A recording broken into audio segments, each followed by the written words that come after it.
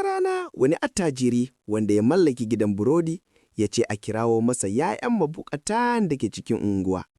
Da suka hallara gaba ɗaya sai ya ce musu, a cikin wannan kwandon akwai burodi wanda zai isa kowanne ɗaya daga cikinku ya ɗauki guda ɗaya. Kowa ya ɗauki nasa, sannan ku dawo gobe, zan sake baku wani burodin sabo. Sai yaran suka ruga gaba ɗayansu zuwa wajen da kwandon yake. Kowa na kokarin ganin ya ɗauki burodin da ya fi kowane girma. Suka kwashe burodin gaba ɗaya suka yi tafiyarsu, ba tare da wani daga cikinsu ya tsaya domin yin godiya ga mai burodin ba. Sai wata ƙaramar yarinya guda ɗaya mai sanye da tsofaffin tufafi, wacce ta yi shiru ta tsaya a gefe guda har sai da kowa ya wate.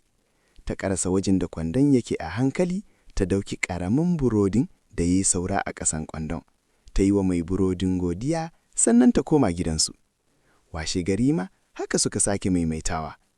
Amma ko da mahaifiyar wannan ƙaramar yarinyar ta zo yanka ƙaramin burodin da yarinyar ta samu, sai ta tarar an cika tsakiyar burodin da kananan zinariya. Sai yarinyar ta karbi zinarin don ta madawa mai burodin, amma sai ya ce mata, a'a yarinyata, ba mantuwa ne ba, ni da kaina na saka su a cikin ƙaramin burodin domin in baki kyauta bisa ga kyawawan dabi'un da kike da su.